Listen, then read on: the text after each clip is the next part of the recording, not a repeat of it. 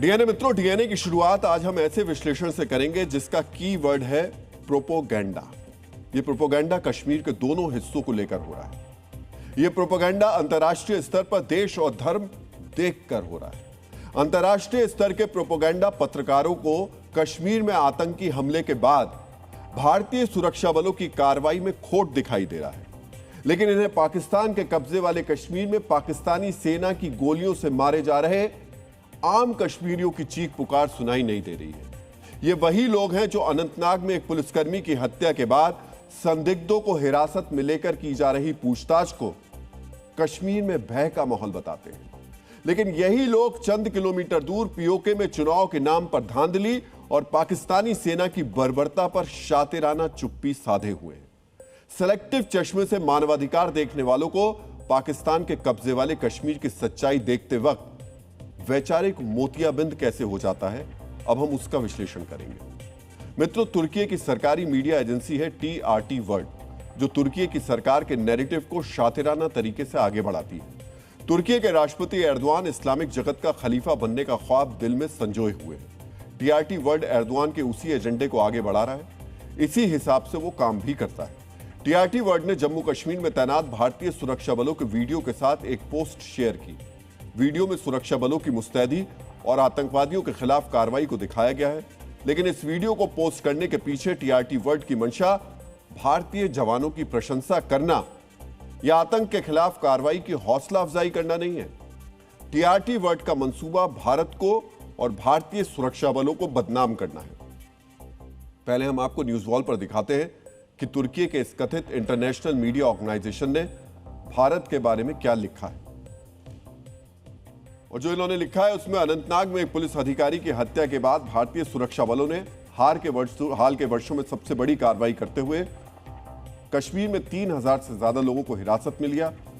राजनीतिक नेताओं और मानवाधिकार संगठनों समेत आलोचकों का कहना है कि बड़े पैमाने पर गिरफ्तारियां, घरों पर छापे और तोड़फोड़ की कार्रवाई आम नागरिकों को सामूहिक सजा देने जैसा है। मैं एक बार फिर से कहूंगा, ये पूरा का पूरा जो इनका पोस्ट है स्क्रीन पर पूरा दिखाइए और इस तस्वीर को सामने रखिए।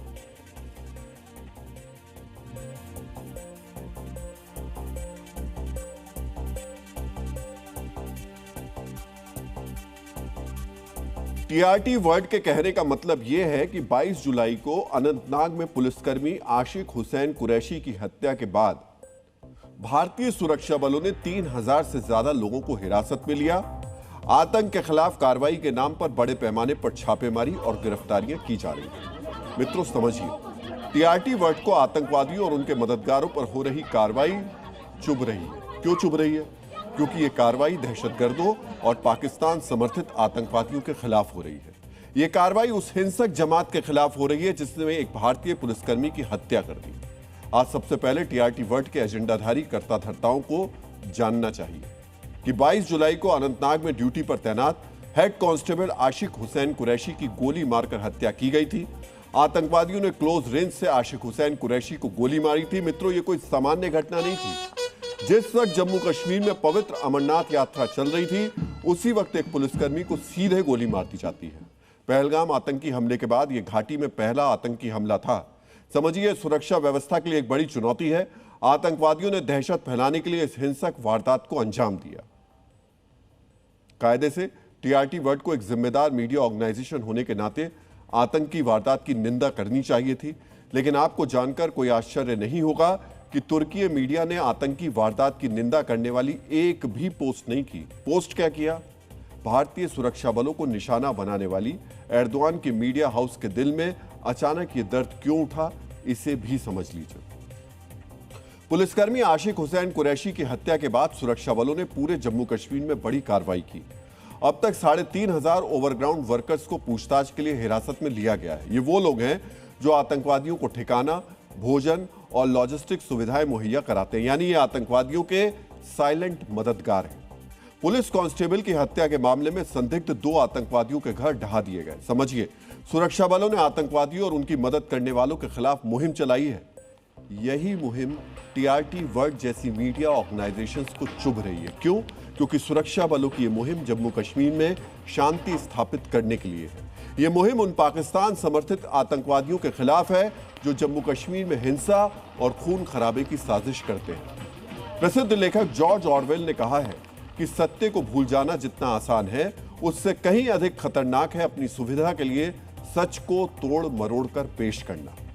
वैचारिक बेईमानी और दृष्टि दोष की शिकार तुर्की की मीडिया शातिराना चतुराई से इस सच को छिपाने की साजिश करती है कि जम्मू कश्मीर में कार्रवाई आतंकवादियों और उनके मददगारों के खिलाफ हो रही है।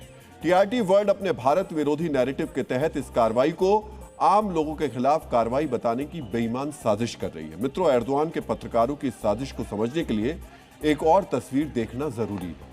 अनंतनाग से ज्यादा दूर नहीं, करीब 100 किलोमीटर दूर पाकिस्तान के कब्जे वाले कश्मीर में पाकिस्तानी सेना आम कश्मीरियों का खून बहा रही है। चुनाव में धांधली का विरोध कर रहे पीओके के लोगों को मुनीर की फौज ने सीधे गोली मार दी। ये लोग कौन हैं? ये भी कश्मीरी हैं। पीओके में कश्मीरियों की आवाज उठाने वाली ज्वाइंट अवामी एक्शन कमेटी ने आरोप लगाया है कि मुनीर की फौज ने 19 से ज्यादा निर्दोष लोगों की जान ले ली है। पहले देखिए कैसे पीओके में मुनीर की फौज ने आम कश्मीरियों का कत्ल किया। ये सेलेक्टिव चश्मा लगा करके अपनी जो दृष्टि है ना उसे भारत की तरफ करके बैठे, और जहां अत्याचार जुल्म हो रहे वहां अपने आंख कान नाक बंद करके बैठे।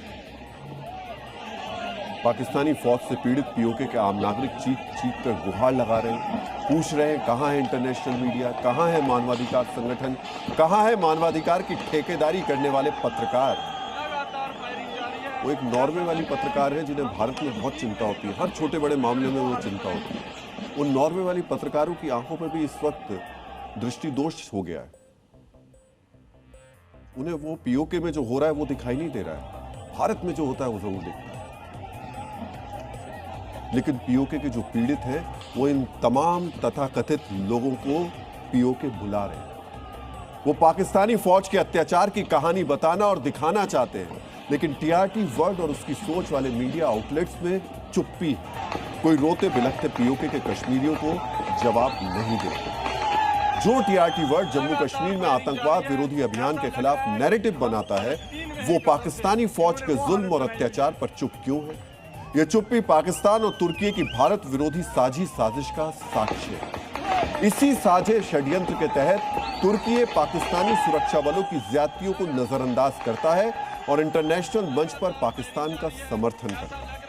अगस्त 2019 में जब जम्मू कश्मीर से अनुच्छेद 370 हटाया गया, तब तुर्की ने इस पर चिंता जताई और इसे तनाव बढ़ाने वाला कदम बताया। फरवरी 2020 में पाकिस्तान यात्रा पर गए एर्दोआन ने पाकिस्तानी संसद में कश्मीर को पाकिस्तान का हिस्सा बताया था। सितंबर 2021 में संयुक्त राष्ट्र महासभा के सत्र में एर्दोआन ने कश्मीर का मुद्दा उठाया था। 2022 और 23 में भी तुर्की ने संयुक्त राष्ट्र महासभा में कश्मीर का मुद्दा उठाया। सितंबर 2025 में ऑपरेशन सिंदूर के बाद फिर तुर्की ने संयुक्त राष्ट्र महासभा में कश्मीर का मुद्दा उठाया। सिर्फ इतना ही नहीं, ऑपरेशन सिंदूर के दौरान तुर्की ने भारत के खिलाफ पाकिस्तान को सैन्य सहायता, ड्रोन्स और तकनीकी मदद भी दी थी। मित्रों, यही वजह है कि पीओके के पीड़ित चीख चीख कर इंटरनेशनल मीडिया को आमंत्रित कर रहे हैं, लेकिन अपने सेलेक्टिव नैरेटिव के लिए काम करने वाला यह इंटरनेशनल मीडिया पीओके पर पूरी तरह खामोश है। सब के सब ध्यान मुद्रा में चले गए। मित्रों, आज हम नॉर्वे की पत्रकार, जो मैं आपसे पहले कह रहा था, हेले लैंग का जिक्र खास तौर पर करना चाहेंगे। वही हेले लैंग जो खुद को अभिव्यक्ति की आजादी का चैंपियन मानती है। हमने सोचा ये मानवतावादी और अभिव्यक्ति की आजादी की चैंपियन है, तो जरूर इन्होंने पीओके के लोगों के अधिकारों की आवाज उठाई होगी। हमने हेले लैंग का सोशल मीडिया हैंडल चेक किया। भारतीय छात्र आंदोलन पर हेले लैंग की एक पोस्ट दिखी, लेकिन पीओके में हो रहे खून खराबे पर यहां भी एकदम सन्नाटा था। इनकी प्रोफाइल पर पीओके में मासूम नागरिकों के दमन के खिलाफ एक भी पोस्ट नहीं दिखी। समझिए, हेले लैंग और उनके जैसे तमाम मानवतावादी अपनी सुविधा के मुताबिक अवचेतन अवस्था में चले गए। अवचेतन अवस्था में भी इनके ध्यान में सिर्फ और सिर्फ भारत विरोधी सोच है। हालांकि हेले लैंग कोई इतनी बड़ी पत्रकार वैसे है नहीं जिनके किसी कहने या ना कहने से अंतर्राष्ट्रीय स्तर पर कोई मुद्दा उठ सके। आज तक उन्होंने कोई ऐसे मुद्दे उठाए भी नहीं है। भारत विरोध अगर एजेंडे को छोड़ दें तो हेले लैंग के पास में और कोई उनके बायोडेटा में बताने के लिए कोई चीज़ है नहीं, कोई खबर बताने के लिए नहीं है। और हम ये मान के चलते हैं कि इस तरीके के लोग सिर्फ पब्लिसिटी के लिए ही आगे बढ़ते हैं। बाकी अगर उनको खबरों के मामले में या मुद्दों को मामले में उठाते हुए बात करें तो कहीं नजर नहीं आता। अभी अगर इन्हें अपने मन के मुताबिक कोई भारत विरोधी मुद्दा मिल जाए तो ये तत्काल जागृत भाव में आकर अपना प्रोपोगेंडा शुरू कर देंगे। ये तत्काल फिर अपनी दुकान खोलकर एक्टिव हो जाएंगे। मित्रों, कुछ लोग कह सकते हैं कि दुकान खोलना सम्मानजनक शब्द नहीं है, लेकिन हेले लेंग और टीआरटी वर्ड के कर्ता धर्ताओं की जो सोच है, उनका जो काम है, उसके लिए यही उचित शब्द है। एक तरफ खलीफा के पत्रकारों को पीओके नहीं दिख रहा है, सिर्फ कश्मीर दिख रहा है, तो दूसरी ओर कश्मीर की पूर्व मुख्यमंत्री महबूबा मुफ्ती को हर मुद्दे पर सिर्फ धर्म दिखता है। उन्हें आंदोलनकारियों में तो सिर्फ छात्र दिखते हैं। जब आंदोलन हो रहा था तो सिर्फ वो छात्र थे, लेकिन पुलिस के एक्शन के वक्त अब धर्म दिखता है। महबूबा मुफ्ती ने सोशल मीडिया पर लिखा कि बिहार, उत्तर प्रदेश, पश्चिम बंगाल और बीजेपी शासित अन्य दूसरे राज्यों से चिंताजनक खबरें आ रही हैं कि जंतर मंतर प्रदर्शन में भाग लेने वाले युवाओं को गिरफ्तार किया जा रहा है। इससे भी ज्यादा चिंताजनक बात यह है कि गिरफ्तार किए गए लोगों में से अधिकतर मुसलमान हैं। यही सबसे ज्यादा महत्वपूर्ण लाइन उनके इस पोस्ट की है। प्रदर्शन खत्म होने के बाद जो प्रदर्शनकारी महबूबा मुफ्ती को मुसलमान दिख रहे हैं, वही प्रदर्शनकारी 25 जुलाई से पहले उन्हें सिर्फ छात्र दिख रहे थे। 23 जुलाई को जब महबूबा मुफ्ती कथित तौर पर छात्रों के अधिकारों की लड़ाई लड़ने के लिए जंतर मंतर गई थी, तब उन्होंने अपना मजहबी चश्मा जेब में रखकर धर्मनिरपेक्षता वाला चश्मा पहन लिया था। इसलिए सारे प्रदर्शनकारी उन्हें सिर्फ छात्र ही लग रहे थे। महबूबा मुफ्ती ने कहा था कि इस आंदोलन की सबसे बड़ी कामयाबी यह है कि इन युवाओं ने हिंदू मुस्लिम ध्रुवीकरण की राजनीति को सिरे से खारिज कर दिया। छात्रों की कोई धार्मिक या राजनीतिक पहचान अलग नहीं होती है, ये सब एक समान होते हैं। 5 दिन बीतते बीतते महबूबा मुफ्ती को फिर से अपनी मजहबी राजनीति याद आ गई। उन्होंने धर्मनिरपेक्षता वाले चश्मे को अलमारी में बंद करके रख दिया और मजहबी लेंस से प्रदर्शनकारियों पर हो रही कार्रवाई को अब देखने लगी।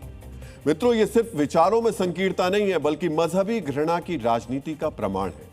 ये उस आंदोलन का अपमान है जिसकी वजह से आज देश में एक नया कानून बन रहा है।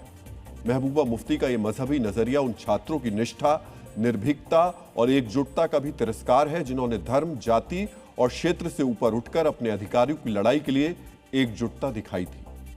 मित्रों, महबूबा मुफ्ती जो कह रही हैं वो उनकी राजनीतिक मजबूरी है। वो अपने पारंपरिक वोट बैंक को यह संदेश देना चाहती हैं कि केवल वही बीजेपी की नीतियों के खिलाफ मजबूती से खड़ी है। कश्मीर में पैलेट गन की कार्रवाई को जायज ठहराने के मुद्दे पर बुरी तरह घिरने के बाद उन्होंने पूरे विमर्श को बहुत ही शातिराना अंदाज में धार्मिक एंगल की तरफ मोड़ दिया। बीजेपी का कहना है कि मजहबी नफरत फैलाकर महबूबा मुफ्ती सिर्फ राजनीतिक रोटियां सेक रही हैं। आइए आपको सुनाते हैं बीजेपी क्या कह रही है। महबूबा मुफ्ती जी के दिमाग में सांप्रदायिकता का कीड़ा रेंग रहा है और हर चीज में उनको सांप्रदायिकता की बू आती है। जो अपराधी है या जिसने आपराधिक कृत्य किए हैं और वो किसी जाति या संप्रदाय विशेष का है, तो इसलिए थोड़ी बच जाएगा कि आप उसके पक्ष में बयान के लिए खड़ी हो जाएंगे। कहीं पर छात्रों को निशाना नहीं बना रही है। हाँ। जो एंटी सोशल एलिमेंट है, हाँ, उनके खिलाफ सरकार जरूर कार्रवाई करेगी। छात्रों के खिलाफ जितनी भी एफआईआर है, हाँ, सब वापस ले लेंगे। अब जो है वो हिंदू मुसलमान हो गए छात्र। हाँ। छात्र हमारे देश की धरोहर है, उनको छात्र ही रहने दे। हाँ। और राजनेता है ना, अपनी राजनीति से भाग जाए। मित्रों, जिस तरह महबूबा मुफ्ती अपने सियासी स्वार्थ के लिए युवाओं की पवित्र ऊर्जा को संप्रदाय और विभाजन की आग में झोंकने का पाप कर रही हैं, उसी तरह का पाप इनके वैचारिक समर्थक भी कर रहे हैं। कुंठा क्लब के सदस्य भी अब यह नैरेटिव गढ़ने में जुट गए हैं कि प्रदर्शन में शामिल मुसलमान नौजवानों पर अधिक कार्रवाई हो रही है। धर्मनिरपेक्षता के स्वयंभू ठेकेदार अचानक मजहबी अवतार में आ चुके हैं और यह नैरेटिव गढ़ने में अपनी बौद्धिक शक्ति लगा रहे हैं कि सरकार प्रदर्शन में शामिल मुसलमानों पर कार्रवाई कर रही है। सोचिए, यही लोग प्रदर्शन के दौरान कह रहे थे कि ना कोई हिंदू है, ना कोई मुसलमान है, सब छात्र हैं। तो अब ये छात्र अचानक मुसलमान कैसे हो गए? जिन्हें ये मुसलमान कहकर हाईलाइट कर रहे हैं, उन्हें छात्र बताकर भी सवाल उठाया जा सकता है, लेकिन नहीं, ये जानते हैं कि अपने एजेंडे की गाड़ी चलाने के लिए मजहबी ईंधन की जरूरत है और एजेंडाधारी वही कर भी रहे हैं। मित्रों, आज छात्रों को हिंदू मुसलमान में बांटकर ऐसे नेता अपनी कट्टर सोच वाले समर्थकों को खुश करना चाहते हैं। उन्हें शायद यह नहीं पता कि पुलिस उन लोगों की सूची तैयार कर चुकी है जो छात्रों के अधिकारों की लड़ाई की आड़ में हिंसा करने के लिए जंतर मंतर गए थे, जो आंदोलन के नाम पर पुलिस के साथ मारपीट करने और लड़कियों के साथ अभद्रता करने गए थे। जिन्हें ना तो नीट का मतलब पता था, ना परीक्षा और पेपर लीक से कोई सरोकार था, ना ही किसी छात्र से कोई मतलब था। ये सिर्फ और सिर्फ विशेष एजेंडे को आगे बढ़ाने और आपराधिक कृत्य करने के इरादे से वहां पर पहुंचे थे। इन प्रदर्शनकारियों में से चुन चुनकर पुलिस ने सैकड़ों लोगों की सूची तैयार की है जो बलात्कार, हत्या, डकैती, अपहरण और आर्म्स एक्ट जैसे मामलों के आरोपी बताए जा रहे हैं। मतलब ये केवल छिटपुट अपराध करने वाले लोग नहीं हैं, बल्कि आदतन और हिस्ट्री शीटर अपराधी बताए जा रहे हैं। प्रदर्शन के दौरान हुई हिंसा के समय 100 सीसीटीवी फुटेज और वायरल वीडियो का विश्लेषण किया गया। जांच में करीब 3000 लोगों की पहचान किए जाने का दावा किया गया है। इनमें से 989 ऐसे शातिर तत्वों की पहचान होने का दावा है जो हत्या, डकैती, लूट, आर्म्स एक्ट और बलात्कार जैसे जघन्य अपराधों के आरोपी हैं। सोचिए 989 ऐसे लोग थे। सीसीटीवी के अलावा फेशियल रिकॉग्निशन टेक्नोलॉजी और मोबाइल टावर डंप डेटा के तहत भी इनकी पहचान किए जाने की बात कही गई है। मित्रों, आपने भी जंतर मंतर की ऐसी कई तस्वीरें देखी होंगी जो अधिकार मांगने पहुंचा कोई छात्र नहीं कर सकता, चाहे लड़कियों के साथ अभद्रता हो या पुलिस के साथ मारपीट। ऐसी कई तस्वीरें सामने आई थी जिन्हें देखकर कहा जा सकता है कि ऐसा आपराधिक प्रवृत्ति के लोग ही कर सकते हैं। अब पुलिस की जांच में भी करीब 1000 शातिर अपराधियों के शामिल होने का दावा किया जा रहा है। पुलिस अब इस बात की जांच कर रही है क्या इन्हें किसी संगठित सिंडिकेट या राजनीतिक आकाओं द्वारा फंडिंग की गई थी। इस बात की भी पड़ताल की जा रही है कि क्या इन अपराधियों को छात्रों के बीच दंगा भड़काने के लिए विशेष रूप से हायर किया गया था। सुप्रीम कोर्ट ने भी कहा कि प्रदर्शनकारियों का डिजिटल डेटा सुरक्षित रखा जाए और उसे सार्वजनिक न किया जाए। कोर्ट ने प्रदर्शन स्थल से जुड़े सभी सबूत सुरक्षित रखने के निर्देश दिए हैं। कोर्ट ने कहा कि पुलिस सभी CCTV footage, drone videos, wireless संचार और पीसीआर कॉल रिकॉर्ड सुरक्षित रखे ताकि जांच में उनका इस्तेमाल किया जा सके। हालांकि अदालत ने स्पष्ट तौर पर कहा है कि जो छात्र हैं उन पर किसी तरीके की कार्रवाई नहीं होनी चाहिए। मित्रों, अलग अलग राज्यों से छात्रों के लिए राहत वाली खबरें भी आ रही हैं, लेकिन पुलिस के पास ऐसे लोगों की लंबी चौड़ी सूची है जो अपराधी हैं और प्रदर्शन में शामिल थे। इसी तरह एक सूची उन बौद्धिक और सियासी धूर्तों की भी है जो इन आपराधिक प्रवृत्ति के लोगों को छात्र और मजहब के नाम पर बचाने की कोशिश कर रहे हैं। डीएनए मित्रों, अब हम प्रधानमंत्री नरेंद्र मोदी के खिलाफ मेटा की ब्लॉक पॉलिसी का विश्लेषण करेंगे। आप जानते हैं ना मेटा कौन है? मेटा वही कंपनी है जो फेसबुक, इंस्टाग्राम और व्हाट्सएप जैसे सोशल मीडिया प्लेटफॉर्म्स चलाती है। इसकी ताकत इतनी है कि इसके सिर्फ एक प्लेटफॉर्म पर देश की 1/3 से ज्यादा आबादी मौजूद है, लेकिन यह कंपनी अब अपना विचार देश पर थोपने की कोशिश कर रही है। जब तक प्रधानमंत्री मोदी के खिलाफ आपत्तिजनक वीडियो पोस्ट किए जा रहे थे तो मेटा का सिस्टम बिल्कुल सही ढंग से काम कर रहा था, रफ्तार से काम कर रहा था। लेकिन जब पीएम मोदी ने छात्रों को भरोसा देने वाला वीडियो पोस्ट किया तो उसमें तकनीकी दिक्कत आ गई और पीएम का वीडियो गायब हो गया। उस वीडियो पर मैसेज आता रहा, यह वीडियो उपलब्ध नहीं है, यानी पीएम की पोस्ट, पीएम का वीडियो भारत में ही उपलब्ध नहीं है। कमाल है मित्रों, प्रधानमंत्री मोदी के आधिकारिक फेसबुक पेज से अपलोड किया गया एक वीडियो कुछ घंटों के लिए भारत में ब्लॉक कर दिया गया। उस वीडियो की जगह पर लिखा आ रहा था यह पोस्ट भारत में उपलब्ध नहीं है। इसके नीचे यह भी लिखा था कि एक कानूनी अनुरोध के कारण यह कंटेंट आपके क्षेत्र में उपलब्ध नहीं है। किसी कानूनी धारा, किसी कोर्ट के आदेश या भारत सरकार की एजेंसी का कोई जिक्र किए बिना कानूनी अनुरोध का हवाला दिया गया और वीडियो को हटा दिया गया, जबकि ऐसा कोई कानूनी आदेश था ही नहीं। यह वीडियो मेटा की किसी नीति का भी उल्लंघन नहीं था, क्योंकि वीडियो में पेपर लीक पर सख्त कार्रवाई का वादा किया गया था। इसके बावजूद वीडियो को हटा दिया गया।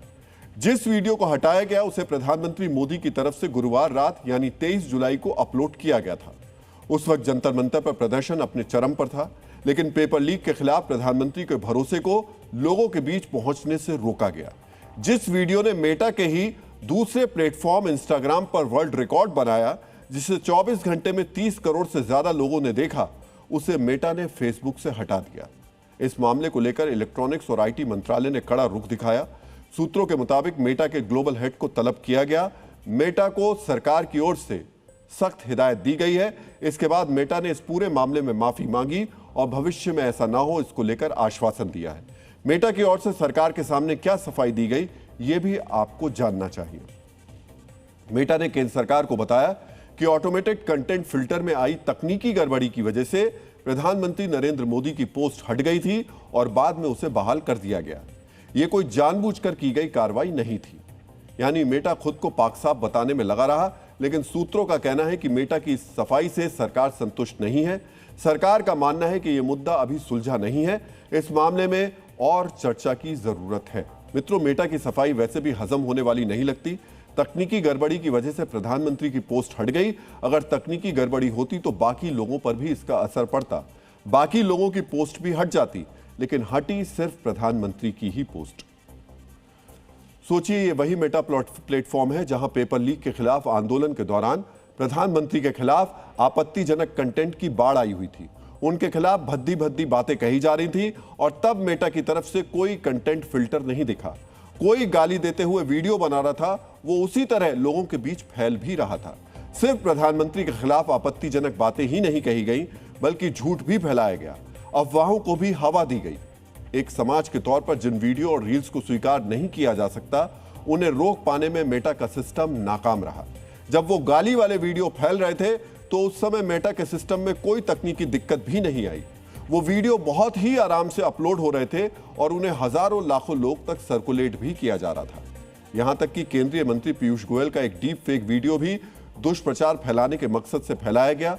इसकी वजह से उन्हें पुलिस में शिकायत दर्ज करानी पड़ी। मेटा का एआई भारत के वाणिज्य मंत्री के असली और नकली वीडियो में कोई फर्क नहीं कर पाया। सोचिए, यहां तकनीक काम नहीं की और यह वीडियो सोशल मीडिया पर फैलता रहा, जो कि फेक था। लेकिन जब प्रधानमंत्री ने पेपर लीक के खिलाफ छात्रों को भरोसा देने के लिए वीडियो बनाया तो वो ब्लॉक हो गया। जब मेटा से इसका कारण पूछा गया तो उसने टेक्निकल ग्लिच को इसका जिम्मेदार ठहराया। मित्रों, सोशल मीडिया का इस्तेमाल किस तरह जंतर मंतर प्रदर्शन के दौरान झूठ फैलाने में किया गया, इसके लिए आपको कुछ आंकड़े भी ध्यान से देखने चाहिए। दिल्ली पुलिस ने 400 से अधिक पाकिस्तान आधारित सोशल मीडिया हैंडल्स को ब्लॉक कराया। यह हैंडल देश में अशांति फैलाने और छात्रों को भड़काने के लिए फर्जी और एडिटेड वीडियो फैला रहे थे। महाराष्ट्र पुलिस की साइबर सेल ने 500 से ज्यादा आपत्तिजनक सोशल मीडिया हैंडल्स की पहचान की। इनमें से 100 से ज्यादा बाहर के अकाउंट थे। मित्रों, कागजों पर मेटा की नीतियां बेहद व्यापक है। वो आपत्तिजनक कंटेंट के खिलाफ बड़े बड़े दावे करते हैं। मेटा के मुताबिक पूरी दुनिया में 15,000 से ज्यादा लोग रोजाना कंटेंट की जांच करते हैं। उनमें से हिंसा, नफरत, आतंकवाद फैलाने वाले और दूसरे आपत्तिजनक वीडियो को हटाया जाता है। लेकिन जनवरी 2025 में मेटा ने इन नियमों में बड़ी ढील दे दी। उसने फैक्ट चेकिंग प्रोग्राम को पूरी तरह खत्म कर दिया। इसके पीछे दलील दी गई कि फैक्ट चेकिंग की वजह से प्लेटफॉर्म पर बहुत अधिक सेंसरशिप बढ़ गई थी। लेकिन सेंसरशिप हटाने का दावा करने वाली कंपनी ने प्रधानमंत्री मोदी के बयान को ही हटा दिया, वो भी बिना किसी वजह के। मित्रों, फेसबुक और व्हाट्सएप ये कभी फैमिली प्लेटफॉर्म हुआ करते थे। लोग इनकी मदद से अपने परिवार के सदस्यों, अपने बिछड़े दोस्तों और अपने परिचितों से कनेक्ट होते थे। लेकिन पिछले कुछ वर्षों के दौरान ये फैमिली प्लेटफॉर्म से एजेंडा फैलाने वाले टूल बन गए। इनका इस्तेमाल पारिवारिक जुड़ाव से ज्यादा अपना एजेंडा फैलाने के लिए किया जा रहा है और ऐसे प्लेटफॉर्म के लिए भारत एक बहुत बड़ा बाजार बन गया है। मेटा के मुख्य सोशल मीडिया और मैनेजिंग प्लेटफॉर्म फेसबुक, इंस्टाग्राम और व्हाट्सएप है। इसके अलावा टेक्स्ट और बातचीत पर आधारित नया ऐप थ्रेड्स भी है, जो सीधे तौर पर एक्स को टक्कर देता है। भारत में अकेले व्हाट्सएप के 54 करोड़ से ज्यादा एक्टिव यूजर हैं। वहीं फेसबुक यूजर्स की संख्या 40 करोड़ के करीब है। रील्स और शॉर्ट वीडियो की लोकप्रियता के कारण इंस्टाग्राम के भारत में लगभग 48 करोड़ यूजर्स हैं। भारत से मेटा को अच्छी खासी कमाई भी होती है। वित्तीय वर्ष 2024-25 में मेटा ने भारत से विज्ञापन के रूप में 29,392 करोड़ रुपए की कमाई की। यानी मेटा भारत से कमाई भी कर रहा है और भारत में कमाई करने वाली कंपनी ने भारत के पीएम का वीडियो भी हटा दिया। मेटा से जुड़े इस नए विवाद के बीच संसदीय समिति ने सोशल मीडिया कंपनीज को तलब किया है। संचार और सूचना तकनीक पर संसद की समिति ने मेटा, एक्स, स्नैपचैट और गूगल को सम्मन भेजा है। संसदीय समिति की बैठक 3 अगस्त को होने वाली है, जिसमें इन कंपनियों के प्रतिनिधियों को बुलाया गया है। बैठक में मुख्य रूप से आम लोगों की प्राइवेसी और ऑनलाइन सुरक्षा को लेकर के चर्चा होगी। समिति अन्य बातों के अलावा यह भी जानना चाहती है कि सोशल मीडिया प्लेटफॉर्म सरकार के पब्लिक ऑर्डर और कानून व्यवस्था से जुड़े नियमों का पालन कैसे कर रहे हैं। मित्रों, भारत जैसे लोकतांत्रिक देश में सरकार और जनता के बीच सीधा संवाद होना आवश्यक है। जब कोई सोशल मीडिया प्लेटफॉर्म तकनीकी खराबी के नाम पर इस संवाद में बाधा डालता है तो यह लोकतंत्र के लिए ठीक नहीं है।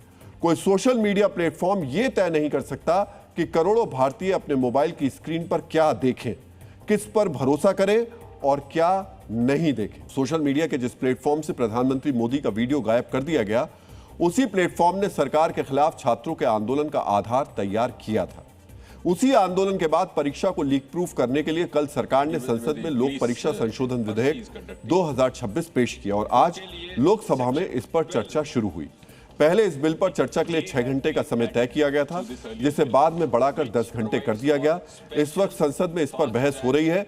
बहस में सरकार की ओर से बांसुरी स्वराज और तेजस्वी सूर्या जैसे सांसदों ने मोर्चा संभाला, जबकि कांग्रेस की ओर से गौरव गोगोई और प्रियंका गांधी ने सरकार पर हमला किया। हम आपको सुनाते हैं कि परीक्षा को लीक प्रूफ बनाने के लिए लाए गए नए कानून पर आज क्या क्या संवाद हुआ।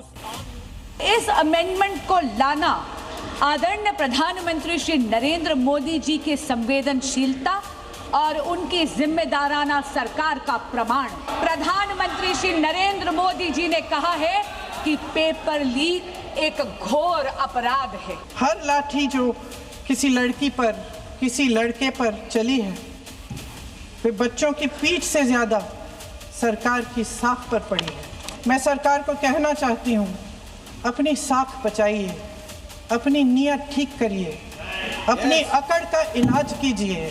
इसी साल एसएसएलसी का प्रिपरेटरी पेपर लीक हुआ है, पीयूसी का प्रिपरेटरी पेपर लीक हुआ है। मधु बंगारप्पा का रेजिग्नेशन कब लेंगे आप? वो बताइए, कब लेंगे आप?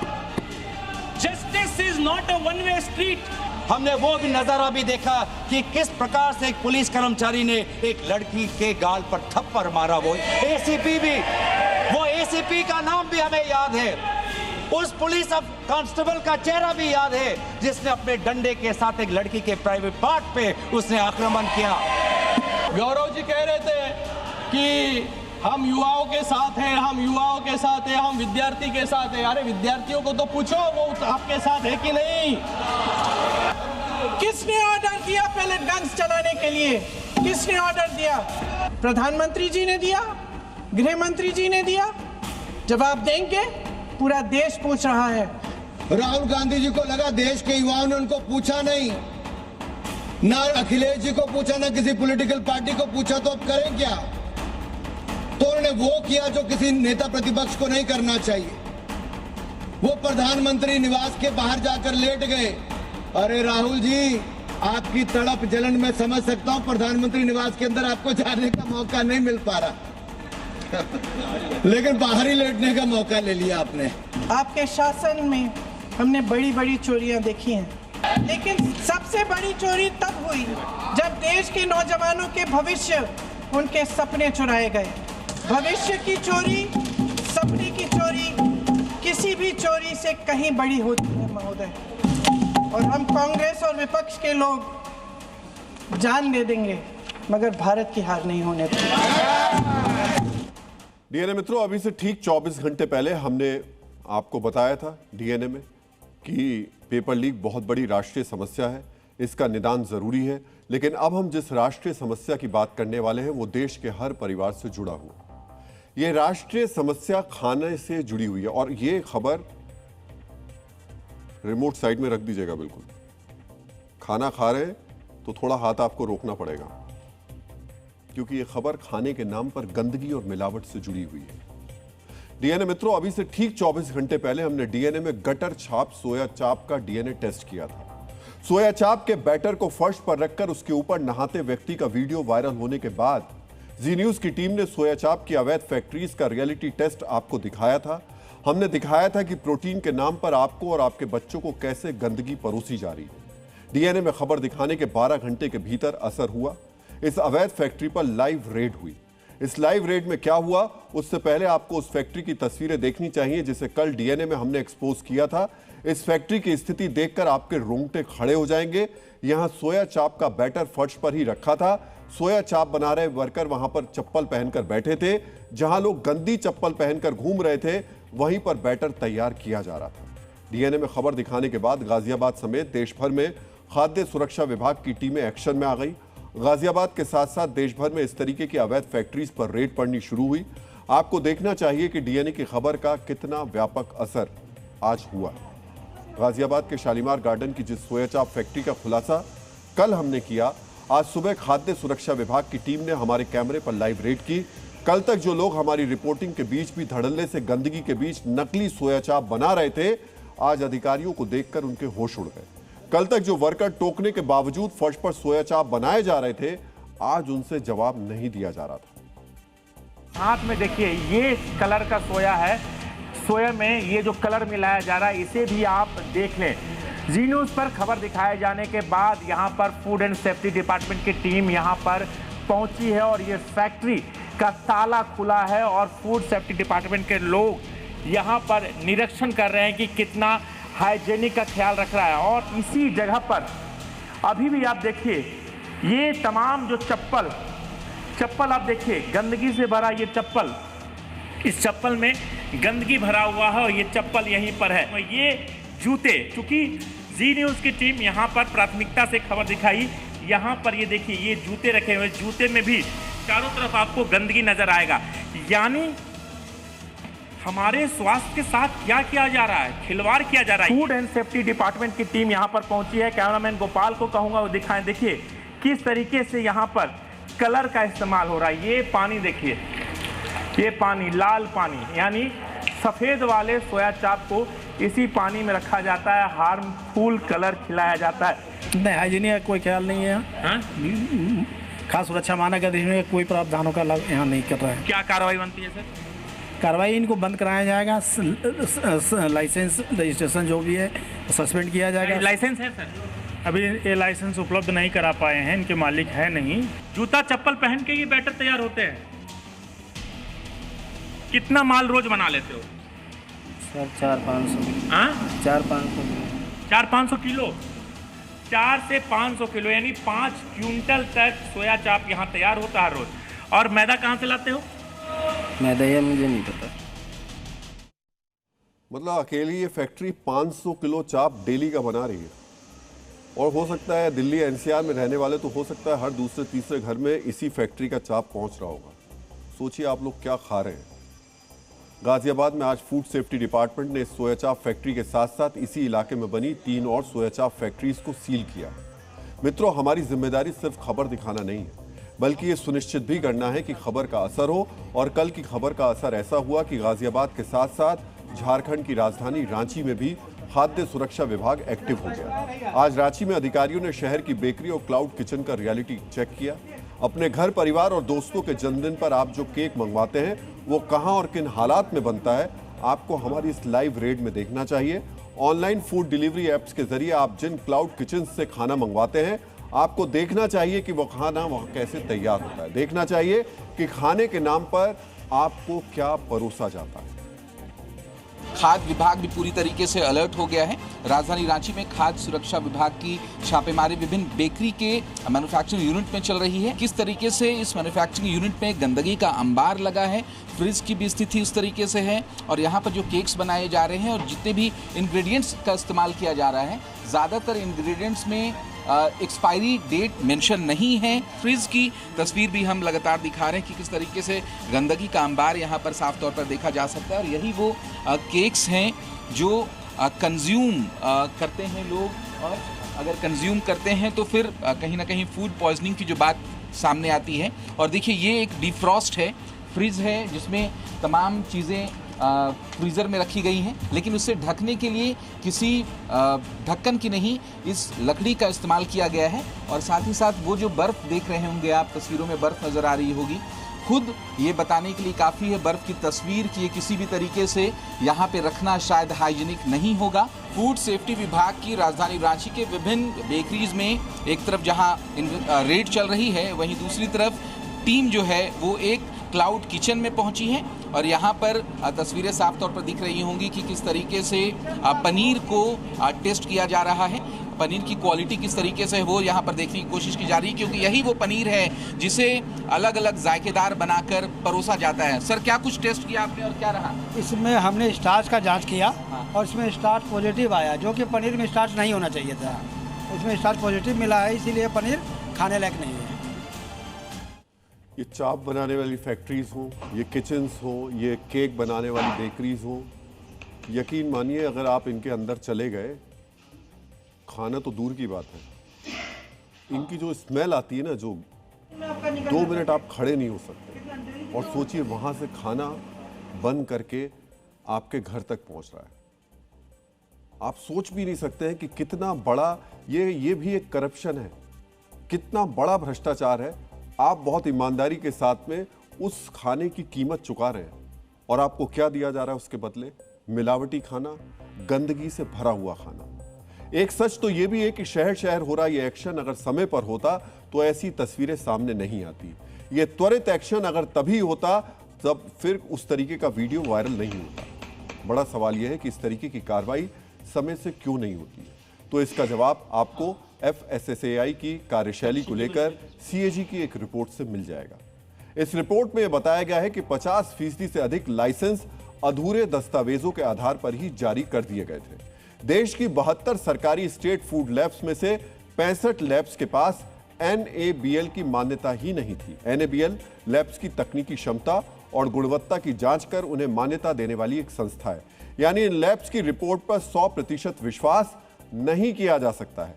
रिपोर्ट में कहा गया कि FSSAI के पास अलग अलग स्तरों पर नियमित कर्मचारियों और योग्य फूड एनालिसिस्ट की भारी कमी थी। CAG ने पाया कि बंदरगाहों और कस्टम्स पर विदेशों से आने वाले खाद्य पदार्थों की जांच का सिस्टम बेहद कमजोर था।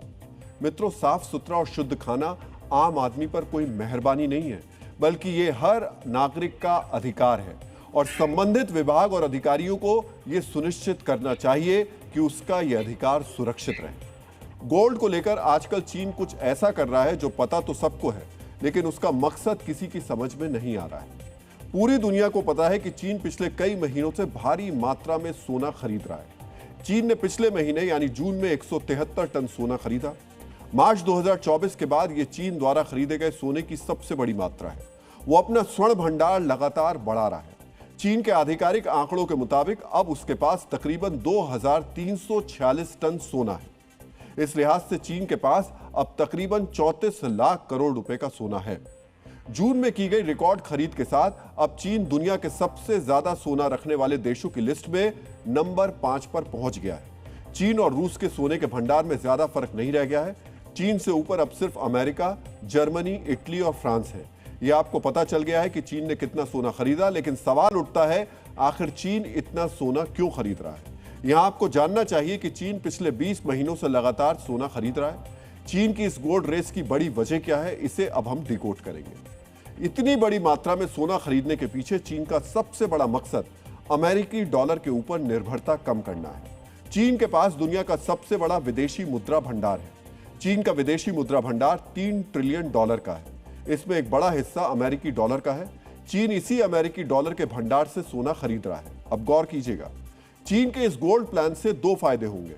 जब चीन का अमेरिकी डॉलर का भंडार खत्म हो जाएगा या कम हो जाएगा तो अमेरिकी आर्थिक प्रतिबंधों के जरिए चीन की संपत्तियों को जब्त करना बेहद मुश्किल हो जाएगा। यानी चीन की संपत्तियां जब डॉलर आधारित नहीं होंगी तो उन्हें जब्त करने से अमेरिका को कोई फायदा नहीं होगा। एक और फायदा यह होगा कि गोल्ड का बड़ा भंडार होने की वजह से दूसरे देशों को यह संदेश जाएगा कि चीन की करेंसी युआन को सपोर्ट करने के लिए बड़ी मात्रा में सोना मौजूद है। ऐसे में दूसरे देश न सिर्फ युआन में व्यापार करेंगे बल्कि चीन की करेंसी को अपने भंडार में भी रखेंगे। यानी चीन की करेंसी काफी हद तक दुनिया के बाजार में डॉलर की हिस्सेदारी को कम करेगी। मित्रों, दूसरे विश्व युद्ध यानी वर्ष 1944 से डॉलर अंतर्राष्ट्रीय व्यापार की धुरी बना हुआ है। इसी वजह से न सिर्फ अंतर्राष्ट्रीय बाजार में डॉलर की कीमत बनी रहती है बल्कि अमेरिका ने डॉलर को आर्थिक प्रतिबंध लगाने वाला हथियार भी बना रखा है। यही वजह है कि अब दुनिया के कुछ बड़े देश डॉलर पर अपनी निर्भरता खत्म करना चाहते हैं।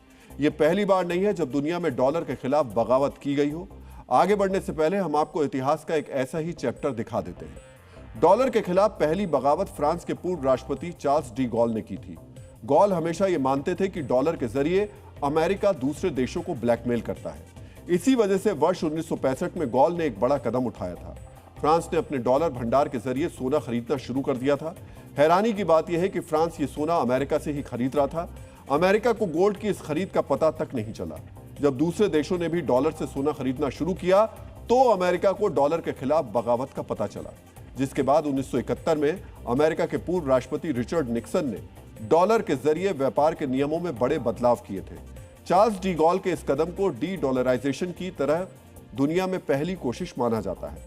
तभी से दुनिया को यह भी पता चला कि डॉलर दरअसल अमेरिका की कमजोर नब्ज है। मित्रों, आज चीन के पास दुनिया का करीब 7% सोना है। जिस रफ्तार से चीन सोना खरीद रहा है वो बताता है कि फिलहाल यह सिलसिला रुकने वाला भी नहीं है। कुछ आर्थिक थिंक टैंक्स तो ये तक मानते हैं कि अगले 5 सालों में चीन का सोना भंडार अमेरिका के नजदीक पहुंच सकता है। आपके मन में सवाल उठ रहा होगा कि चीन का वर्तमान स्वर्ण भंडार अमेरिका की तुलना में करीब 1/4 है, तो फिर अगले 5 साल में बीजिंग यूएस के पास कैसे पहुंच जाएगा? इस सवाल का जवाब है चीन का अंडरग्राउंड गोल्ड। जी हां मित्रों, चीन के पास सीक्रेट सोना भी है।